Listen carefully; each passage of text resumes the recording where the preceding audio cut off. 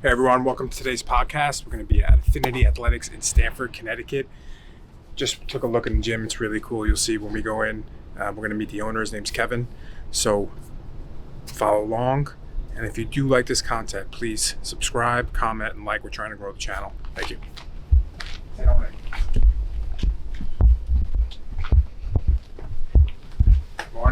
Morning. For letting us come here. Thank you for having me. So this is the spot. This is it. This is where the magic happens. Affinity Athletics, formerly CrossFit Affinity. So Okay. When did you change? I think it was when was COVID? 2020. I keep forgetting 2020, 21. Yeah. It was I think it was right before that, 2019. Nice. I was 7 years, 6 years, so just about 7 years, and I let the affiliate go. I decided I wanted to go a different route and kind of make my own thing happen. Makes sense. Per se. Makes I was sense. doing all the programming anyway. So. Yeah, and we'll dive into that specifically. Sure. I mean, if you want to give us a tour first, Sure. and then we'll sit down. So, most likely the gym, I can accommodate like 16 to 18 people per class. We have a rack, general standard rack, 6 spots. We delve into Olympic lifting a lot, so we have like an array of bars, Olympic lifting bars, powerlifting bars, right? Women's bars, right? 35 pounds. I don't know why. I haven't heard any complaints on that one yet. We have our functional room with all of our, tools, our fun tools. Did you make this one? Most of it. This is pretty cool. So they had these 2 doors, and these doors are old and rickety, and they kept like falling off. And a friend of mine, he's not a carpenter, but he does it on the side. So we ripped them off and just made it into like a little. I thought it was going to be a better coverage, but I don't even think they could open because it's like they got sandbags all over the place. Yeah. But I wanted to be on the outside, but I totally forgot that I have this board, so I didn't cover the board every time, and I have to put the rollers. Yeah. It is what it is. It's cool. It's cool when it's closed. It makes more sense when it's closed. It's so much cool. Olympic plates. We have our rollers, all our mobility tools in the back closet. Right, simple stuff. It's not a pretty looking closet, but it's bands. Got a nice spiral staircase. Where's that go? That goes up into that space up there, which is just like dead space between us and the school. Oh, really? There's a bathroom up there that the school has to use because they have to be separate than the kids. Okay. So they're up there. We have our standard functional fitness gym cardio equipment. Your skiers, your rowers, your assault bikes, echo bikes. You have assault runner. Nobody uses that. No. Ever. No, I probably sell it. If anybody wants to buy it, I can probably sell it. Still out there on the podcast. Good to know. Standard bathrooms. I don't know if you want to see the bathrooms. They're not that pretty. No, that's okay. But I know that this is That's a kitchen. Okay. You can't use it. Well, It's locked off. It was a school. So there's a local school called Waterside, and this was one big. The building itself was one big thing. There's that closed door right there is a staircase that leads up to that side of the building. Okay. And this would be their cafeteria, their gym. They had basketball. I don't know if you can tell. See those 2 little poles that are near the ropes? Yeah. That would come down to be a basketball hoop. So they fixed that. They changed that a long time ago. But that's it. Yeah, we remodeled everything here, like literally by hand. Yeah. Laying the floor, painting the walls, hanging the equipment, the wood, the bars, the racks. The racks were painted, but Yeah, I'm sure. Drilling through the They're wall, and they're drilling through bolted to the ground too. they're bolted to the ground and they go through the building to the other side with brackets on the outside. So they're pretty stable. They get a lot of work. So I mean, it's been 10 and a half years. So What was this floor like? hold before on. this? The floor is that linoleum right there, if you can see it. It's that pink, purple linoleum. The walls were purple and yellow. You kind of see on the inside there. See this like against this wall where the first aid kit is? Yeah. It's like a different color. It's like an off-white per se. So the walls were that color and purple. I mean, we covered it. I covered everything up. Damn, purple was probably hard. Oh, his hair is horrible. I had painted like 3 times. But this is like the 3rd iteration of paint. Yeah. I had it gray first. So when I was CrossFit Affinity, I was gray and green, like a not like a lime green, but like a bright, like a neon green. We did that for like 2 years, and I got bored. I was like, all right, let's change the color. So we did a gray and another, like a different shade of gray, and like a royal blue, like the Kansas City Royals. Mm-hmm. And then, of course, I got bored of that because I'm here all the time, right? So it's like my house. It's like remodeling a bathroom. Like, for sure. I got bored, and then we rebranded to Affinity Athletics, and it's been like this for the past 3 years. Nice. I'm bored of it as well, but I'm not. No more painting. Yeah, this is like crisp and clean. The space is honestly really beautiful. I try to. That's one of the things I like. I find super important in a gym, like cleanliness. I mean, it's not going to be spotless all the time, but like, you know, rust and crappy barbells and, you know, half broken equipment. None of that happens. If something breaks, whether it's in the budget or not, it gets replaced or it gets fixed immediately. There's no room for that. Just adds to the liability problem for everybody. And then, you know, the one big thing turns into a ginormous thing that you can't reel in. So you got to keep that standard. In my opinion, I agree. Couldn't agree more. Cool. All right, so let's sit down next to that little tour, and you know, this is again. I thought that was a great tour. This is great. I love this. This is like. Hey everyone, welcome to today's podcast, Powered by Iron Health Podcast. We are at Affinity Athletics. Thank you for tuning in. And if you do get value, please share, comment, like, follow. We're trying to really create a community that raises the standard of health and wellness. So check us out. Hey, man. Hey. Thanks for coming to the show. Thank you. Thank you for having me. Thank you for allowing us to come to your space. Oh, of course. Yeah, I invite anybody any day. Come on over. See what's going on over here. How many years have you been here? Been here for 2013, April 2013. So we're about a year and 4 months, give or take. We're going into our 11th year. Wow. Well, we're in our 11th year, right? We're 10 years plus, trying to keep the scene alive. Yeah. Per se, I would say. What got you into it? I always like to know the backstory. Like, how was Affinity Athletics created? So it's a long backstory that I didn't even realize was happening until it happened. So right after high school, you know, I joined the Marine Corps. I was in the Marines for 4 years, traveled around a little bit. I came back to Stanford. I did the corporate work. You know, I thought that's what you were supposed to do, right? That whole scenario. I love the physical activity. Obviously, I joined the Marine Corps. It wasn't going to be a desk job and sit down and, you know, look around and just push paper all day long. So it was very active. And I get an endorphin high off that, as most people should. But, you know, I did the corporate thing for a little while. I did IT in a couple of different settings. I got laid off twice. And I was like, this is shit. Like, this is unpredictable. I can just go to work one day and not have a job. Like, it's not a sustainable growth point in life. So I was like, let me venture out here. So after those two positions, this is my life story, as you can see. Which is good. I like this. After those two positions, I happened to work for an electrical contractor for 2.5 years. So I got a lot going on there. Did that for 2.5 years. It was physical, but it wasn't work that I was really enjoying, you know, crawling on my hands and knees under somebody's house when it's 110 degrees outside, trying to find a wire and pull it to the other side of the house. Not really something I enjoyed. It's good work though, right? It's a good profession.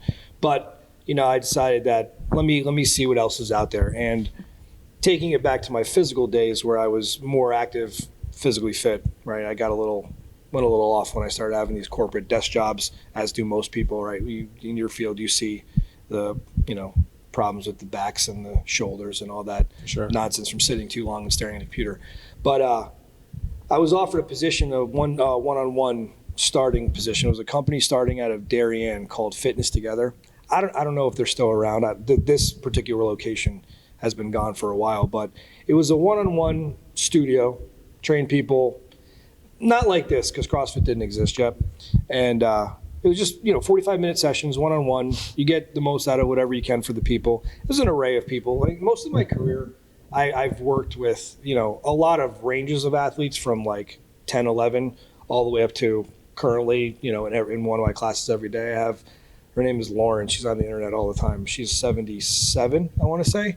And she's in like great shape. So aspiration to be like that. That's awesome. But, you know, the majority of my clients have always been in their mid the mid part of life, the late 30s, the 40s, and the 50s. It's just the way that it transitioned. It just happened that way. So working at this place 2.5 years gave me some background, gave me some, more personal view on how to treat a customer better, right? Because it was a one-on-one scenario, and that's all it was. There was no group training. There was no outside focuses on anybody else. It was just the thing, you and that person for that time.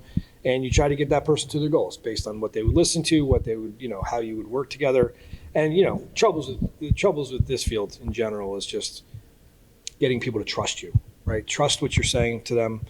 Trust that they can listen to you, and that your objective is their best interest, not your personal interest. So from there, I did my 2.5 years there, and then I transitioned over to the Tully Center in Stanford. They have a HFI, I think it's called HFI, Health and Fitness Institute. They operate inside the Tully Center for Stanford Hospital, and there I took on 2 roles, right? I was a facilities manager, which translated over to me being able to run this better because it was easy, right? And then personal trainer. I was a personal trainer. We would often take clients that were just finishing physical therapy, and they would move over to the fitness side of the house, and we would do PT with them, half-an-hour sessions, small sessions. The average client over there, I think, had to be 84. Wow. Yeah, so it was very slow moving, which was hard for my brain, but it was a slow moving process. So after that, why was there? CrossFit started, right? I learned about CrossFit, and I was like, you know what? Let me try this. Let me go on their website. This is their old website. This isn't any of this new stuff where there's 100 billion YouTube videos on how to do one exercise. None of this was there, right? This was 2007.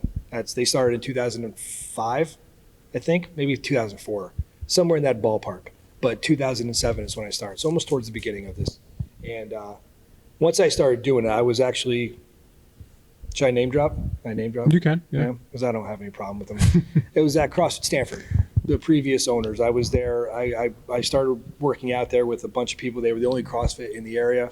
They were the oldest established CrossFit. One of the beginning CrossFits they are too, right? They started their affiliate way back in the beginning. And, so I started working out there with a bunch of my friends, a couple of my friends, cop friends, fireman friends. A bunch of people were going there. So we were all like, let's do this, right?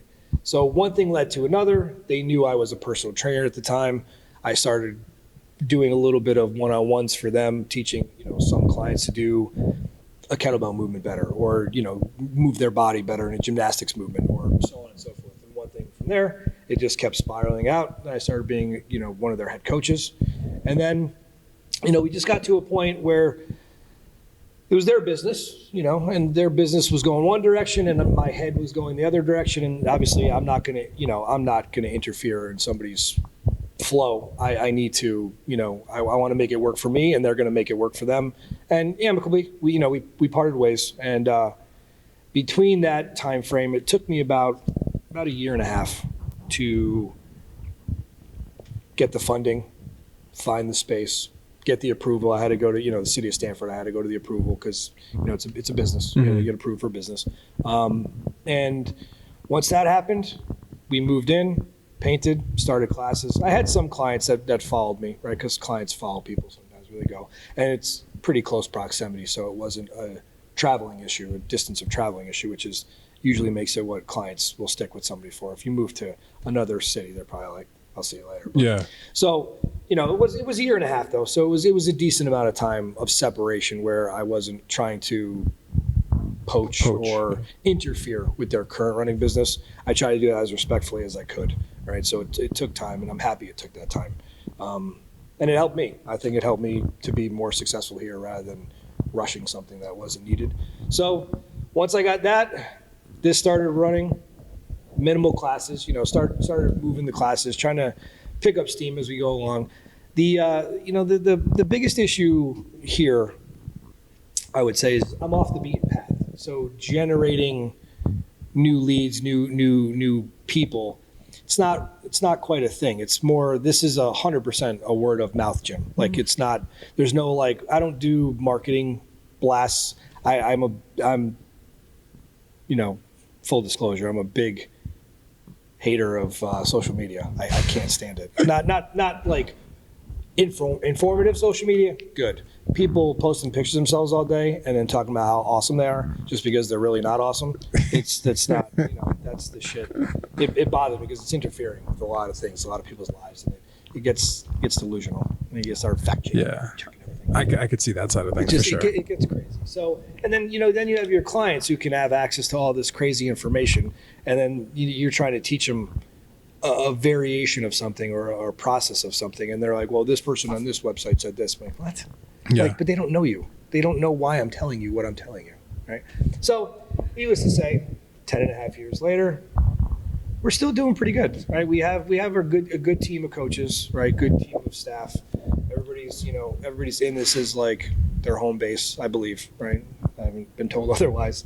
And I'm not a micromanager, right? I'm not up anybody's, ass trying to make them do something. I like everybody to take their own coaching values and apply that to whatever class it is they're doing, as long as it's ethical and we're performing, the best possible movements and coaching standards we can follow. We don't, because I'm not a CrossFit anymore, and I know a lot of people follow CrossFit standards with, some movements like a squat or this or that. And I know there's a lot of variations because as you get older, people have issues. You get older, cartilage deteriorates regardless of what you're doing in life. You're just getting older and it's wear and tear at some point. And, there's range of motion issues. You guys would know better than anybody. You have to fix these problems. But there's range of motion issues that some people just aren't going to successfully get to a certain point, whether they've been broken a million times, whether they've been, they beat themselves up. I mean, I have the historical, and I'm sure you guys hear this too, these guys that played football, right? Guys that played football through their young years, whether it be Pop Warner, I don't know what it's called in the rest of parts of the country, but around here it's Pop Warner. Then you lead into the youth football, which is like that mid-range 13-year-old stuff. Then you go into your high school. Then if you're good enough, some of these guys have been, they go to college. Some of them, I had to, over the years, I've had a couple of different guys that played in the NFL, and their bodies are brutalized. Oh, yeah. Brutalized. And I give them credit, right? I give them credit because they try their hardest. There's just some things that they're not going to be able to do anymore based on, knee replacements, hip replacements, ankles with pins that limit mobility. You know what I mean? So there's all these different ranges that it gets hard when it comes to like, you have to know your client, right? You have to know your client. And that's what I think a lot of gyms actually do wrong. And I've heard this, this isn't no example of a set gym, just things that I've heard over the years from somebody who's tried this out or talked to me about, when somebody comes to the gym that's transferring from another gym, I always ask, well, how was it? What did you like about it? What didn't you like about it? Why are you leaving that gym? If it's not a geolocation problem, right? If you're transferring from one gym across Stanford to another gym, why? Why are you doing that, right? So a lot of people will say that a lot of it goes back to coaching. People not coaching the need of the athlete. They coach the need of the class, but they don't coach the need of individual athlete, meaning they don't pinpoint what one athlete needs to work on opposed to another instead of generalizing the whole thing. And that's where this industry goes wrong. I mean, that's kind of where, back in the day, CrossFit was getting scrutinized for their process of certification, right? You can be a lawyer that knows nothing about the human body, and you can go to, a weekend level 1 seminar, and you can now own a gym and run a gym. I don't agree with it, but I don't disagree with it either, right? I think that it's a good way to build the community because you're getting more people involved that love it. Obviously, they're putting the time in to do that. But should there be a little bit more knowledge? Like, does it undermine people that are in this for a career? A little bit. Yeah. I think a little bit. Yeah, I think we can talk a lot about that. There was a lot of stuff you said that I wanted to touch base on. Sure. First one, when you were doing your IT jobs in the corporate world, yes, what really pushed you to fitness? Well, I started getting fat, realistically, and I didn't like the way that I was feeling. I felt like my posture, and I didn't, you find yourself, it was in my 20s. It was in my 20s. Okay. And you find yourself, for me personally, I missed the 4-year college experience with all my friends. They all had that. I missed it all. So what I did, like a jackass, is I came home at 21, 22, and I tried to fit it all in. right? So it was literally drinking. Like I don't drink anymore. But it was drinking Wednesday night, Friday night, Saturday night, Sunday night, and it was just hanging out with the guys all the time. Nobody had girlfriends, nobody had wives. We dated people, but it wasn't like a, I don't know, can I say girlfriends and wives, or am I allowed to say that kind of shit? Course. Or is it like a weird? No, you can say whatever you want. I don't know.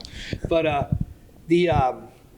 I spent a lot of time, hanging out and basically catching up. In my head, it was catching up. So I got to the point when I was in that IT field, like the job wasn't inspirational at all. It was a regular help desk type stuff. I learned a lot of things, and I know a lot. I mean, I could do a lot of stuff in a normal setting in somebody's house or something, but I'm not going to ever work in that field again.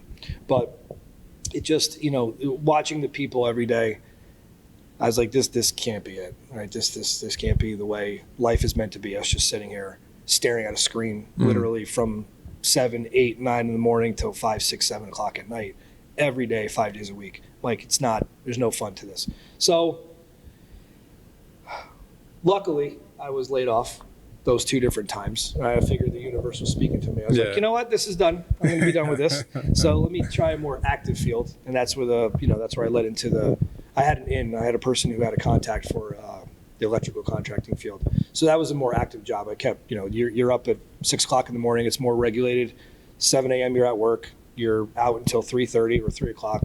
And then you're done for the day. You can go do what you want for the day. So you ended a little earlier. You started a little earlier, which I didn't realize that I liked it, because at that time I was in a different headspace. I was drinking too much and I was doing all that guy stuff. So I was like, I don't want to wake up early and do all this. But now I don't know any different, right? I wake up at 3:45 in the morning and I'm here for like 4:20, 4:25 for a 5 a.m. class.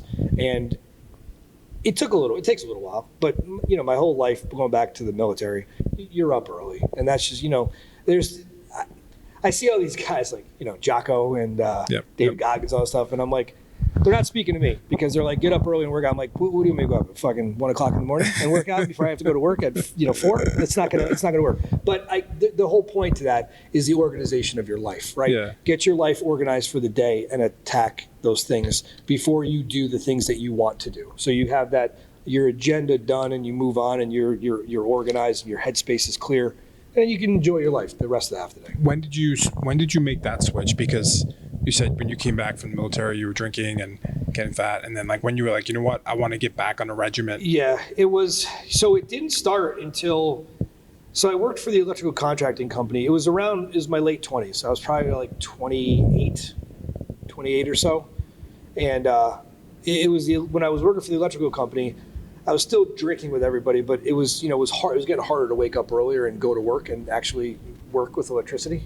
So it becomes a tricky thing. Yeah. So for sure. I decided to, I was like, let me start working out a little bit more. And this is, like I said, CrossFit didn't exist. The next job I have is kind of the years where CrossFit started to come into play. Mm-hmm. But just doing the regular gym stuff, doing like, I call it like bodybuilding. Right, you do isolation exercises and you focus on a body part at a time, and you do this, you do that, and it was good. I mean, you got to a point where you kind of like but I did what I tell people not to do now, and I did it then because I wasn't educated on it, because I wasn't in the field yet. Let me try to outwork out my poor diet and my drinking habits, right? And those things lead nowhere. They lead nowhere. They just lead you in a downward spiral of depression, because all you're doing is going in a circle. And you're like, I don't understand why anything's happening. You're like, you can't outwork those two things. So after I, found the personal training job, the one-on-one job in Darien, where I started this actual, this 23-year career so far, that's when I started to really see how these things started to affect, because I was now in a position where people were looking to me for that advice, and I had to show up for it. I couldn't be like a non-existent, or I couldn't do, how do they word it? You have to set the example, right? And I'm a firm believer of if you set the example, it's going to be hard to do that repetitively.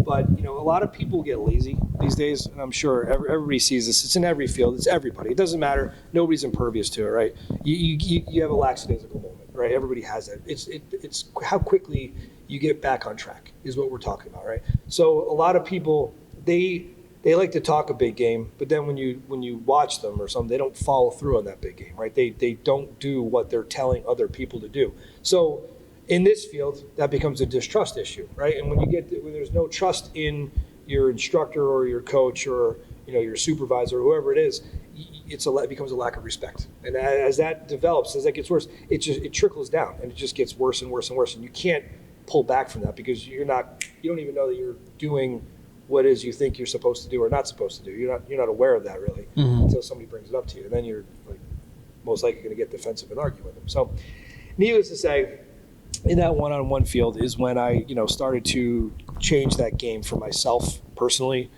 and get myself organized so the stuff that I was communicating to my clients would be more educational for them. They could see it happening to me. Like so authentic, right? Yeah, so I could translate that over. I'm like kids, everything. I'm a big believer of that. Like you do what you want people to do.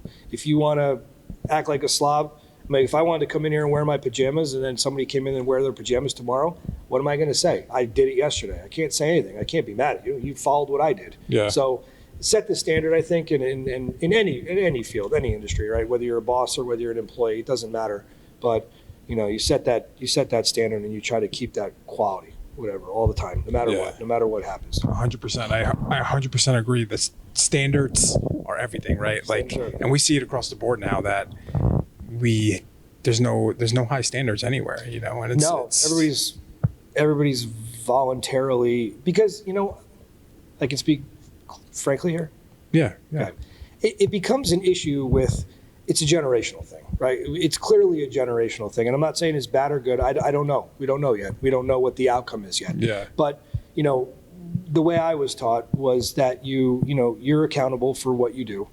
You follow through with what you say you're going to do, and you do the best. You do the best that you can, because at some point somebody's probably relying on you for something. And if you let them down, you're letting yourself down and you're letting them down. So now you can't grow without having bigger responsibilities, right? That's part of life. Yep. Whether you have a family and then you're you're a responsible parent. But women, men, women, whatever it is nowadays, it doesn't matter. You're both equal parties when it comes to raising another human being or showing another human being how to be out in the world, right? And there's no like, oh, you're responsible for this side and I'm responsible for this side. That's not how I believe it should be. And that's, back in the day, that's how it was, I think. Like your father was like the disciplinary, your mother was the like coddler. Mm-hmm. Now it's like you're both the disciplinaries and you're both the coddlers, and it's all situational, right? Whoever's there when it's happening, you address it and you talk to your partner about whatever the situation is and you move forward. Same thing here, right? Same thing in this setting. You have your client,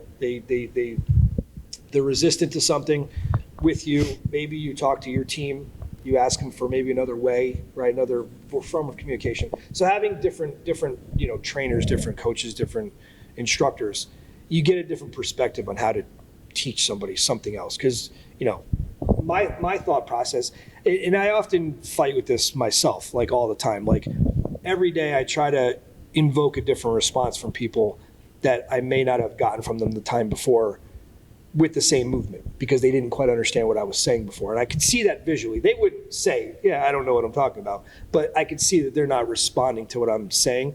And one person cannot physically have thousands of different ways to talk to every single human being that's out there. It's an impossibility. Mm-hmm. So you have another person, another coach. You ask them hey, have you done this with this person? What was their response? Was it better than mine?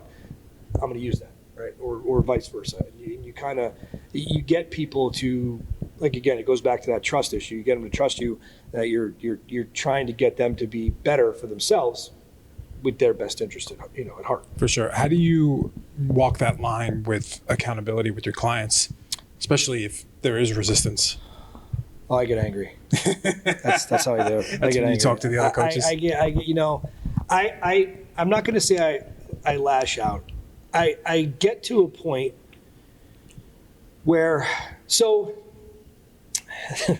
and this is my own fault, right? It's 100% my fault. It's nobody's fault. But I assume, I 100% have always assumed and will always assume, because it's just the way that I think. when an individual walks through my door for the first time and they communicate all this, what I want, how I want to do it, what I want to do, that registers in my head, all right, well, it's fucking go time now. So now I'm going to hold you accountable personally. When you come in and say, oh, I have a little bandit on my finger, I can't hold the dumbbell, what the fuck are you talking about? Pick up the goddamn dumbbell because you picked up a bag of groceries. You probably picked up your kid, right? You probably picked up that food that you shoved in your mouth. All these little excuses, people don't even hear themselves. So when people walk through the door, the accountability is I communicate. So anybody that comes to this gym, and I know other CrossFits do it, even though I'm not a CrossFit, I still follow this protocol. Just because of the functional fitness that we do, the way that we do, the movements that we do, for safety reasons. I always have a 3-day fundamentals course, right? I require every new client to come through the gym for 3 one-on-one days. During those days, we talk and we work and we demonstrate and we go back and forth. It's an open forum. We go through gymnastics movements the first day, body weight stuff, right? We'll call that gymnastics. The second day, we'll take it into simple barbell movements, body lifting, your presses, your deadlifts, the squatting, the back squat, the front squat, those kind of movements. And then our third day, we'll do our Olympic lifting. It's more complicated. So each day will progress from the day before, right? Preferably we like to do this in 1 week, but I like to get their feedback. So I always tell them on the first day, I'm like, this is me learning about you. This is you learning about me. I'm like, I don't know if I like you and you don't know if you like me. I'm like, if you come here, you're most likely going to have to listen to me coach you. So you're going to have to be responsive. Otherwise, if you become stubborn and become like a know-it-all, and I'm very transparent with everybody. Mm-hmm. If you become like a know-it-all and think that you're better than everybody, this is not the place for you because you're going to get knocked down a few pegs and you're going to only get disappointed and you're going to badmouth the place instead of saying, this was me that made it that way, not anybody else. So I like to communicate, day one with them, the expectations that I'm going to teach them something. I expect them at the beginning for as long as it takes to ask questions until they get it. If they don't get it, continue to ask questions and just be, let's get confident. Let's get confident doing repeating movements and doing what we need to do. Understanding that they're coachable, right? A lot of people aren't coachable. You get older in life and, it's the old thing. You get to a certain point of life and people just stop listening to other people because they think they did enough. And I take this to a personal level. My father is one of these people.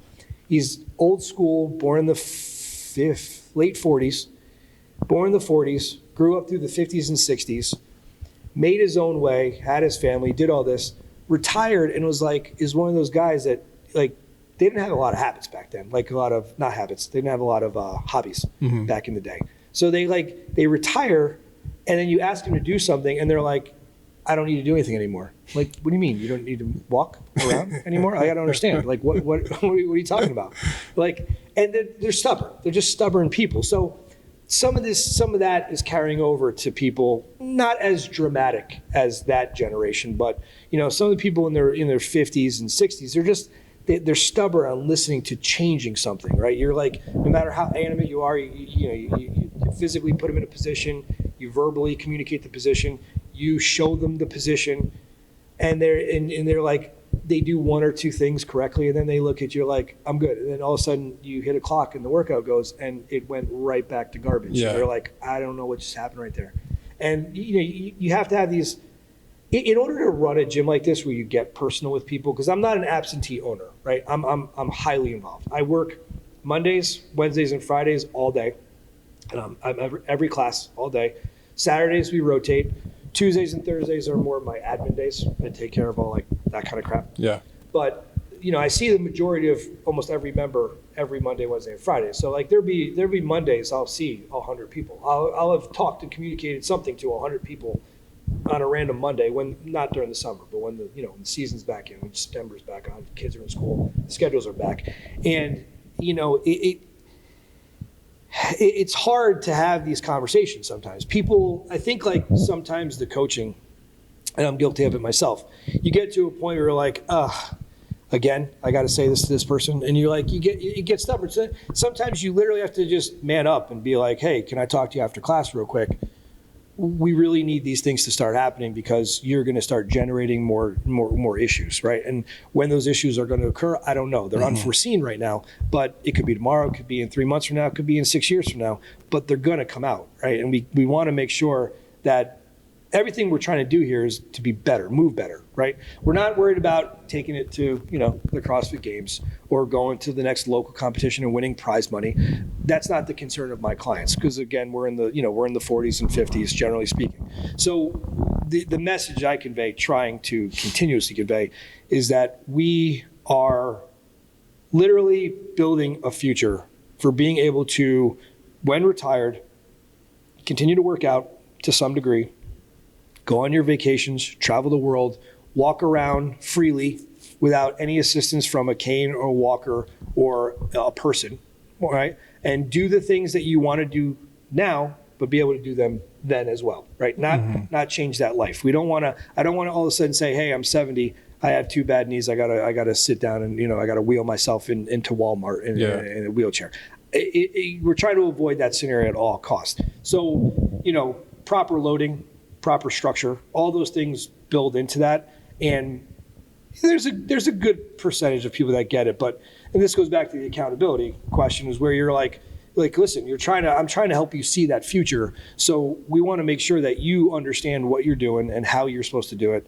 And that, if there's questions, of course, we're coaches. That's what we're here for. We're here to answer your questions. We're here to help you. And we're going to sometimes, like I said, sometimes it gets really awkward. You get into like little tats with people, and they're like, they take it. Sometimes people take things, because I'm abrasive sometimes, so I like to just say it, and like, especially if I've told you a bajillion times, I'm going to say it like directly. Yeah. And they just, some people want a little bit more delicate. I'm not a delicate person. I wish I was. My wife does.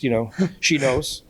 I give her a lot of credit. That's hilarious, man. That's a good trait to have, and it's actually really cool that you're able to do that with your clients, because most people need that, and it's like that tough love aspect, especially in fitness, is super crucial, right?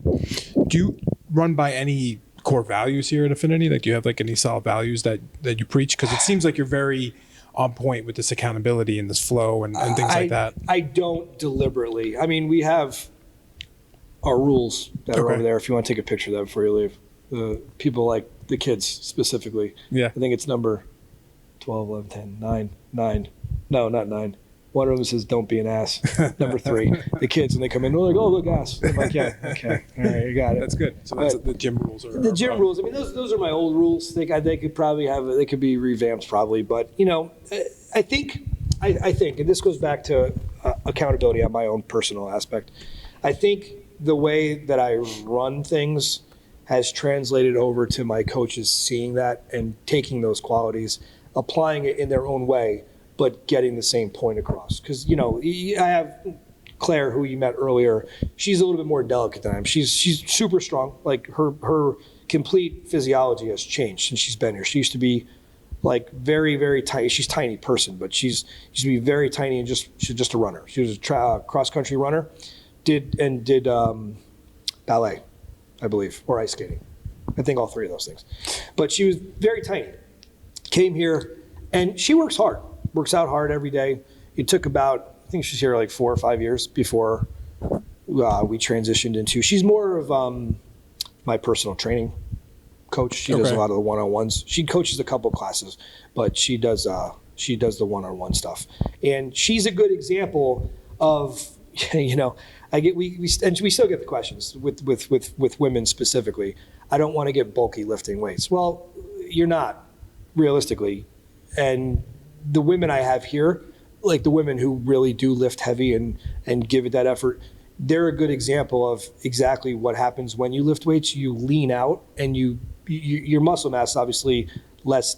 It's more compact, but it's less big than fat weight, right? So if you have more fat on your body, you're going to be a bigger looking human being, right? Mm. If you have less fat on your body, you're going to be a smaller looking human being. So, the women who are asking this question, guys ask it too, believe it or not, sometimes, and we communicate it. But, I think the misinterpretation of this, and I'm off on a different route here right now, I get it.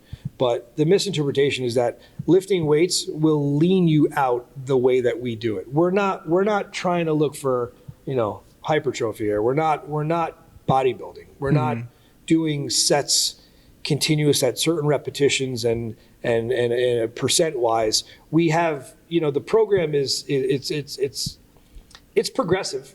It's typically I do a 3-month macro cycle, and we, the meso and the micro in between there based on what the goals are in those small sections, so like 4-week sets.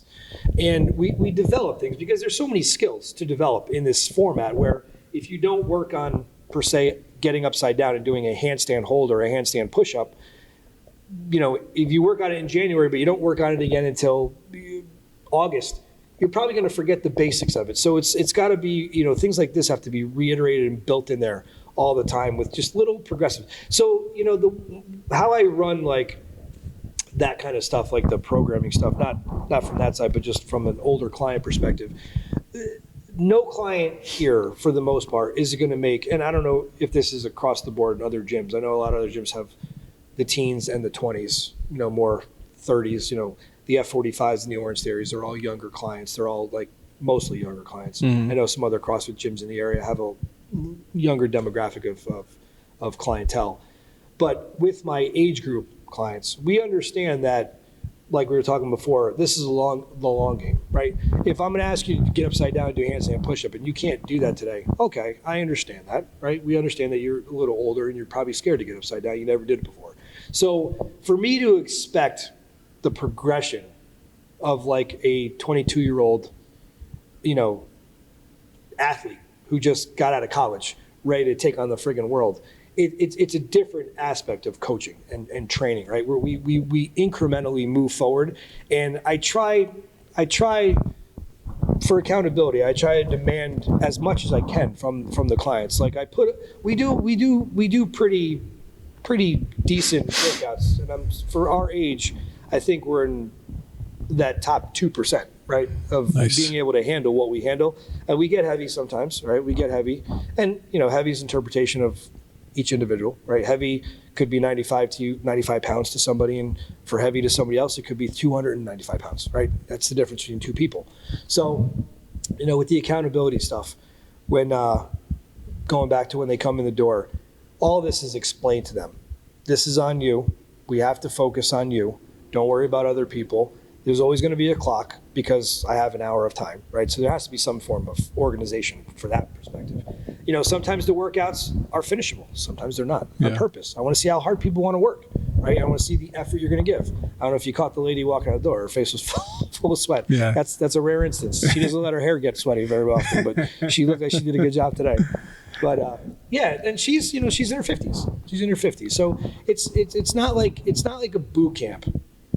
Because we were, like I said, we were a CrossFit, so I do like the barbell movements, and I do like the lifting, and we do have a lot of heavier apparatuses to lift.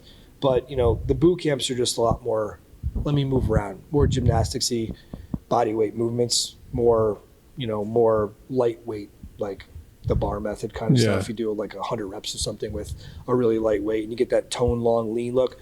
Unfortunately, when your body isn't long, you're not going to get that tone long lean look, right? You have to deal with what you were given. And there's a certain look to each person, and each person has to deal with who they are and be happy with where they are and the progress that they're making.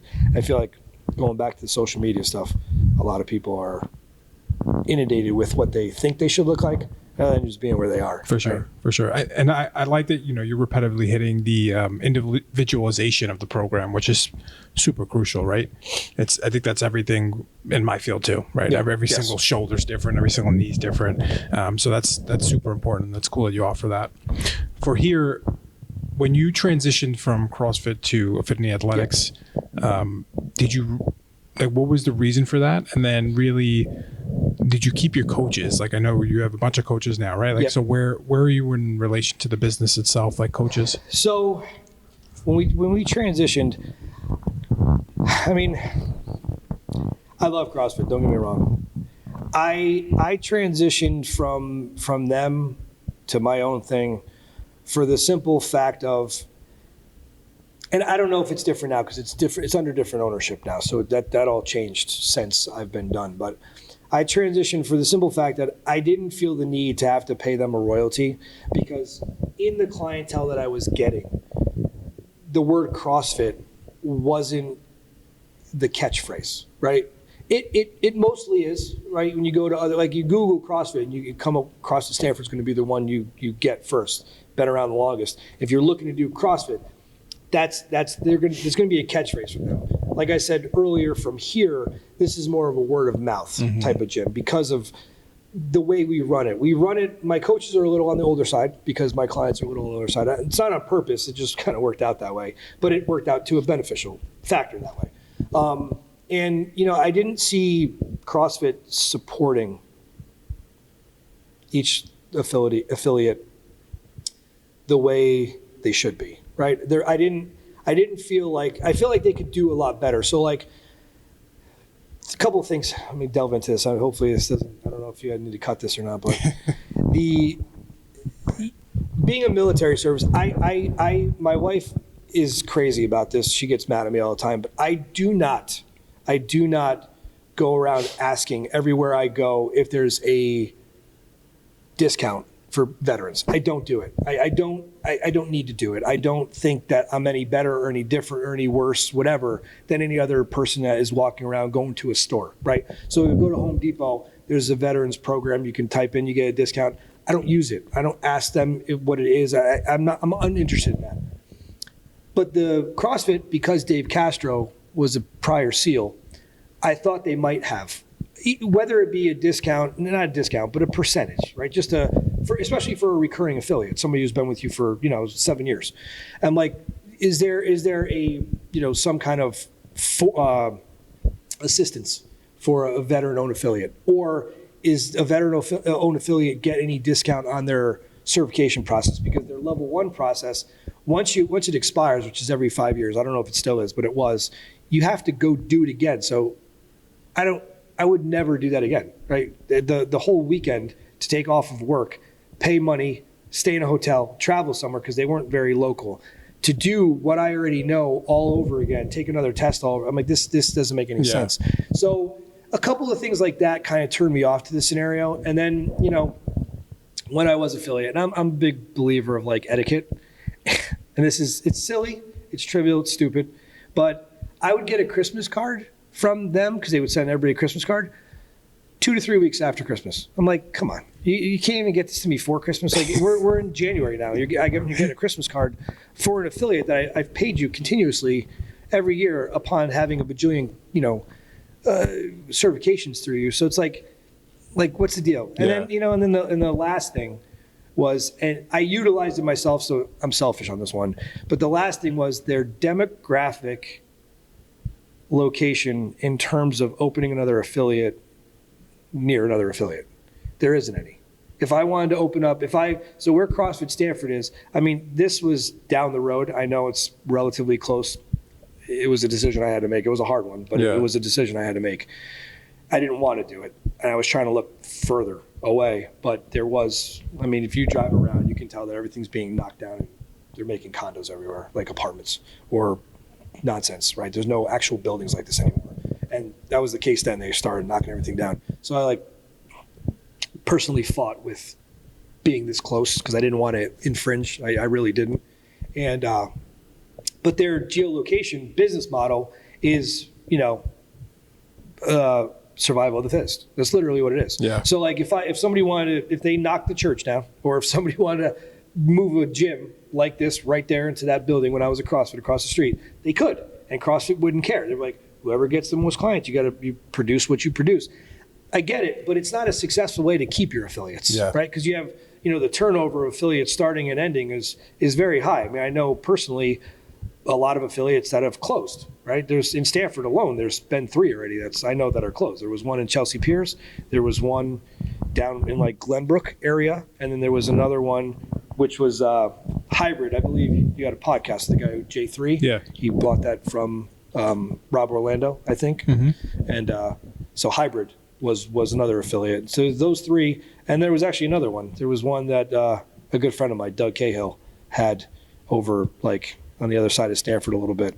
So, right there alone, you're losing, it's $3,000 a year. So what is that, $12,000 in revenue? I know it's not that big of a deal when you're making, millions and billions of dollars, but still you're providing local jobs. Yeah. Right. If you keep it occupied the right way, you're providing a good quality service because you're spacing it out to where people really have to go to one, or they really need to drive to the other one. They could try them both out, but and I see this. If you ever pull up the map on like find an affiliate to work out at, there's a lot of them in tight groupings around. I get it from the business perspective, but I think that could be a better option. Like if you do an F45, and I know this from doing some research, F45 or Orange Theory, they do the location check, right? Yeah. They say, well, how are we going to pull in the most? It's a business at the same time, right? So you have to make money.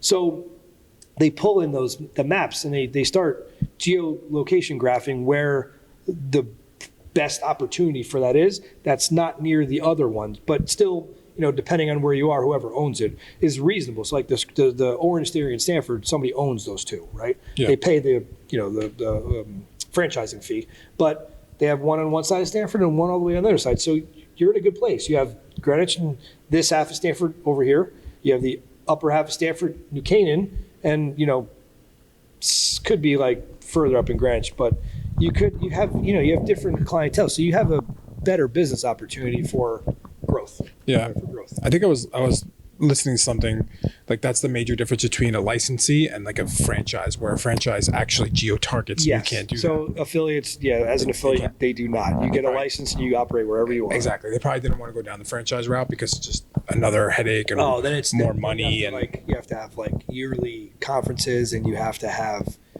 uniform settings. And I would have to follow. I mean, because it wouldn't make it any different. I would have to follow their guidelines for everything. So, exactly. And that's one of the reasons why I did like being the affiliate, because I was able to, which is actually crazy, because some people don't even do CrossFit at all. They just call it a CrossFit and they do nothing related to like what people would think CrossFit would be. Yeah. And that's fine too, because you can operate your affiliate however you want, right? So it's your free will to do whatever you want to do. And for the most part it works out, but you can see, I mean, if you're an intuitive person, you just pay attention, and I'm sure you are because your business is growing as well. You start to see, you have these conversations with other like businesses, or you have conversations with people who went to those business, and you start hearing what they liked, what they didn't like, how they saw things. And coming back to the beginning, when you talked about the space being clean, that's big. That's like one big thing. Having your space be a clean, sanitized place, right? So that's one. Equipment use and proper maintenance is two. You break a rower, you need that rower, right? That rower is built in specifically to workouts continuously, and if you're going to have a host of people, you don't want to have to go in and change like every workout so the stimulus is different, right? Because the stimulus is what matters on the workouts.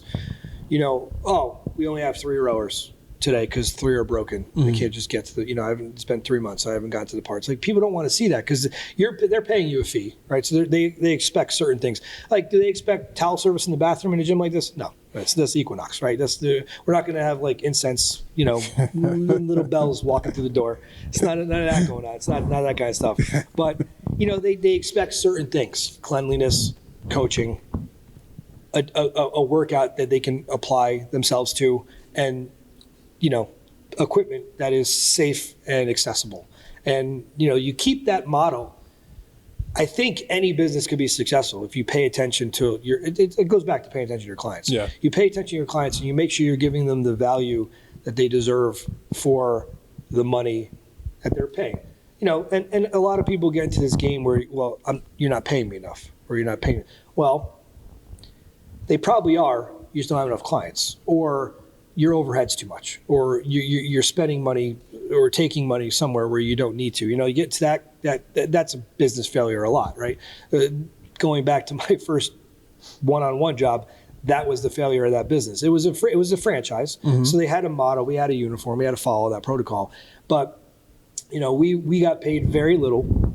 I'm still in touch with 2 of the people that I worked with. They work at Greenwich High School actually, and the 2 owners were paying themselves $100,000+ salaries when the business wasn't making enough to pay that salary. So they would make, and this is just like, can I put numbers out there? Yeah, of course. So they would charge $120 a session. They would pay us less than $20 for the session. And you're like, okay. But at the end of the day, you're like, you're not doing anything. And like, it got to the point where you like the one of the owners would show up only to rebill the client's credit card for a next pack of sessions, because it was done by session. It wasn't a membership. Yeah. It was like you buy a 10 pack, you buy a 20 pack. You can even buy more than that if you choose to commit to that much. But they would commit to it up at once, and they would do that. And the one owner, she would only show up when it was that, and the client started to know that. So they get turned off by that, right? You get turned off. So when I left, when other people left, people wanted to leave, and they wanted to come with us. And then, one of the guys wanted to buy the business from these two owners, and when he opened the books, this is where he found all this information. I was like, what? Damn. What are you guys doing? You can't ask Crazy. this much. It's so crazy. Yeah. So, I mean, if I was a new business owner again, I would definitely not go a franchise route. Yeah. I would be an individual, like affiliate owner if it was part of something bigger, or your own space that you can manage and grow. I mean, the rent pricing isn't exactly in anybody's benefit right now. No, definitely not. As far as the whole world goes. The landlords right now too, like they put all the expenses on the tenant. It's pretty wild. They put everything, and it's like just acceptable. People don't realize how hard it is to run a business. They don't know. It's really a different animal. When you found this space and you started to take off, did you have any business sense prior to that, or you were like, hey, I'm just going to figure it out? Business sense, no. I mean, I kind of learned by doing, like as mentioned, when I was like the head coach for Stanford, I kind of took on the role. And again, this was a while ago. The guys over there now have no idea. I mean, I don't know anybody personally. This was since sold from the previous owners, and this is a long time ago. Gotcha. But I kind of learned the business processes, not by talking to them about how to run the business, just by watching. I'm one of those weirdos that like to observe shit before I start doing things, because I'm like, well, I don't want to screw this up, so let me see how they're doing it. And then I'm like, well, that didn't seem right, so let me see how that person's doing it, and kind of apply my own stuff to the same scenario. And when you're responsible for yourself, it's actually more fun. It's more stressful, but it's more fun because you could fuck shit. You could fuck it up, and like you have nobody to answer to. It's you. And if you screwed up, you're like, fuck, I gotta fix that. Yep. Right. If you did good, you're like, all right, I did good. Like, I can keep that, and I can move forward with this or with that. So before here, no, I was basically just observing, right? And I watched, other than coaching, and occasionally doing like charging people for stuff, like writing down the books and how to, who got charged for what and all that kind of, like bookkeeping type stuff. I'm like, running an actual business, no, this has been a learning process the whole time, and I'm still learning. Like, I'm still learning sometimes I'm a little bit too over, what's the word I'm looking for here? Too accommodating. Okay. Right? So I need to reel some things back. Like, when I say too accommodating, I mean like people assume, like you said, running your own business is pretty easy. They don't realize that, vacations, what are those? What's that? Yep. Like, I have to work all the hours, and I have to constantly do everything, because you can't expect an employee to run your gym, right? It's not theirs. You can expect them to care about it, but you can't expect them to run it, right? Unless you're paying them money to run it, but at that point, what are you getting paid? Yeah. Right? Because most small businesses like this, yours might be a little bit different because you're branching out, you're getting bigger. So you have 3 locations, right? 4. So it's good. Yeah.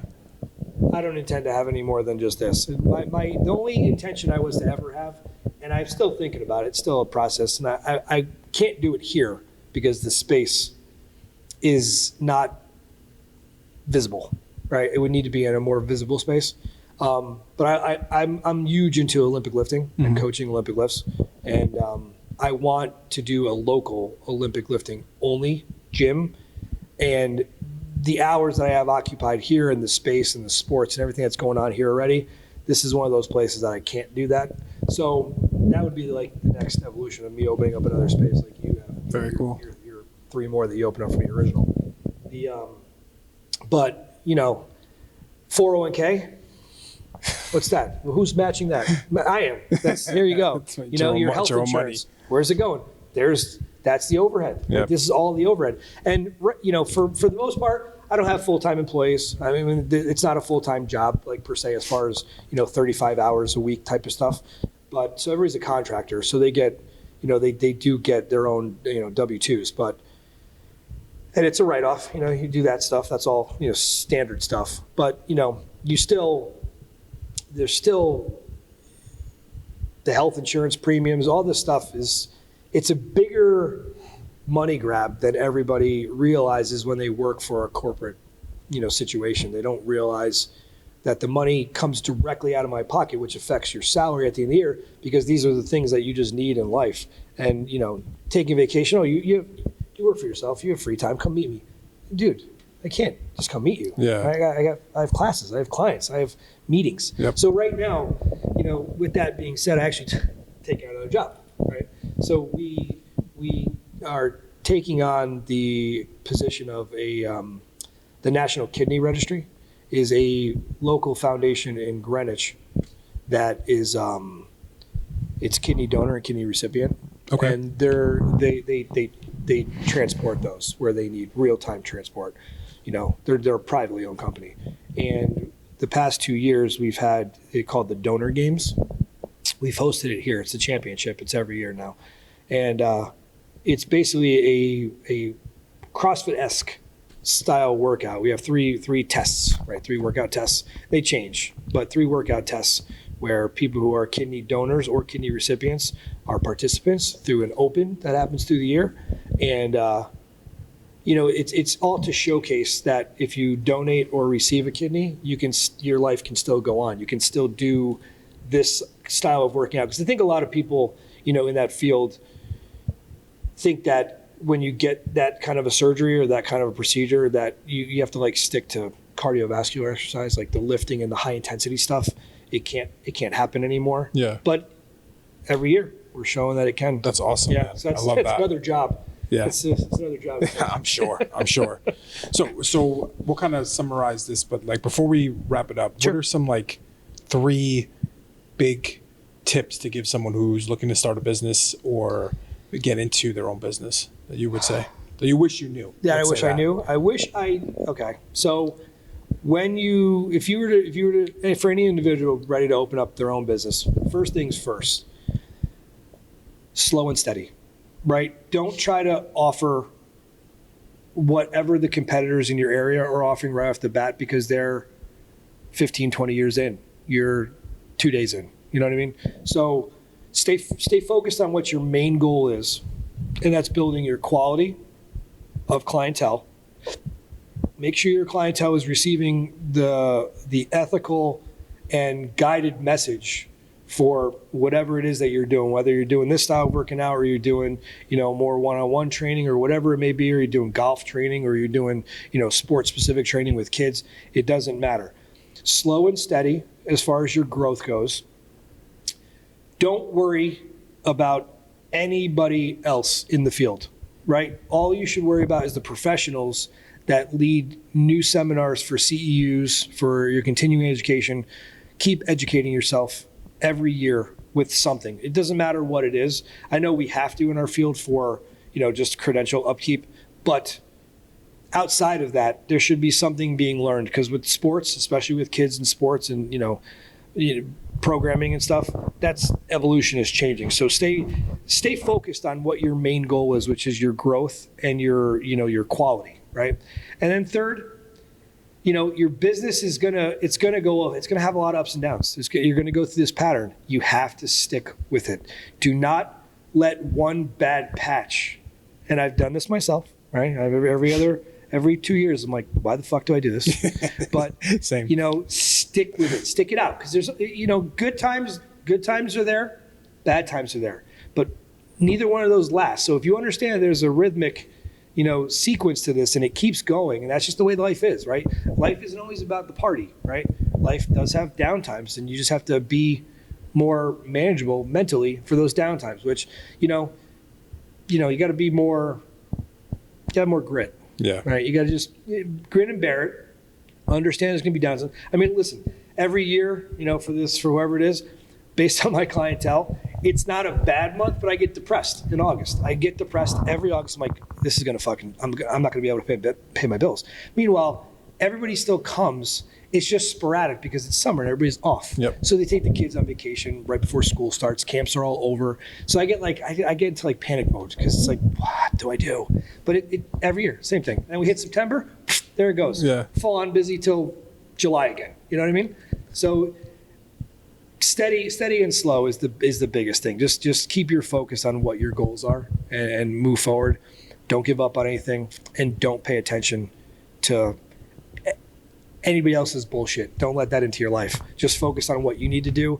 If Jim X, Y, and Z are doing this on this day, and you got people that really love that, well, let them go there. Yeah. Let them go there, because you're hoping that you have a different route and a better, more perspective route on later on, not the immediate. So, you have to have that bigger picture goal. You have to have a bigger picture goal. It can't just be what's happening right now. Awesome. Long term. Those are solid pieces of advice. So if people want to find out more about you or the gym, where should we direct them?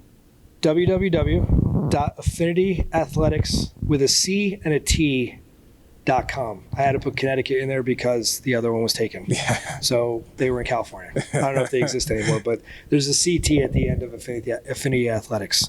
Everything's on the website. All the information's there. We're more than happy to field phone calls. If anybody sends an email or a text, answer like that. We'll get back to you, talk to you about whatever your needs are, see what your goals are, and move on with a bigger and better future, hopefully. Love it. So thank you for taking some time out of your day. I really appreciate it. Thank you very much. And guys, if you like this, please share, follow, give us a like. Affinity Athletics, come check them out. Stamford, Connecticut. Thank you. Thank you.